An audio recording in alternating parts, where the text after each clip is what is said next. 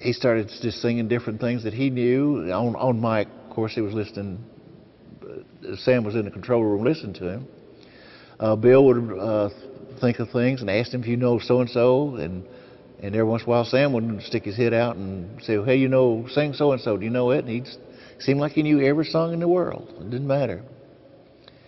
And about, I guess around 9:30, 10 o'clock that night, it was still fairly early. And Bill and I both had work, had to go to work the next day, and we was just about ready to hang everything up and go home. When Elvis, he stood up, and to me, looking back on it, it was just like it was nervous energy that he stood up and started just banging on the guitar and singing "That's All Right, Mama." And the door to the control room was open. Sam stuck his head out again. He said, "What are you guys doing?" I said, "We're just goofing around." And he said, "Well, let me hear some more of that. Just get back on mic." So that sounded pretty good. And there we go. That was it. It was a couple of nights later, a couple of days later, that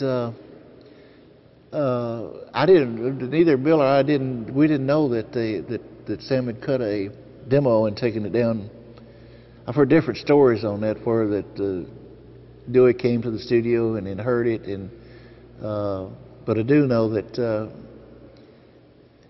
Dewey had a demo one way or the other and was playing on the air. Instead of just playing it one time, he played it over and over and over his time on the air. And he had actually called and gotten a hold of Elvis's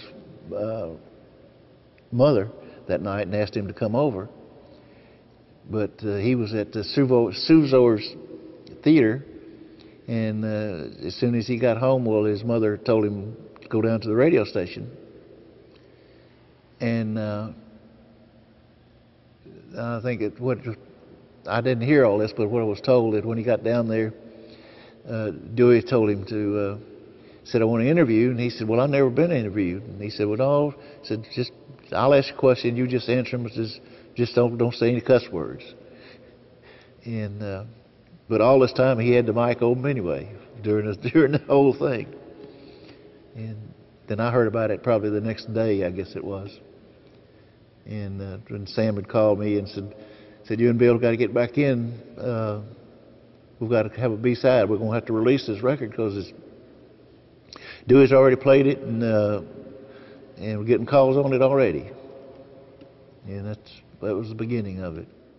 Bill was the one that came up with the B-side, and Bill was sitting the straddle of his bass. We was just taking a break, and he was sitting on his bass and started banging on both sides of it and singing "Blue Moon of Kentucky" in falsetto in a high. He was just mocking this, again, with just really nervous energy. And Elvis knew the words, started singing along with him.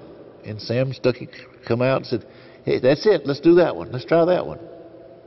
And that was the B-side. So regardless of what you hear, the whole thing was really an accident to begin with.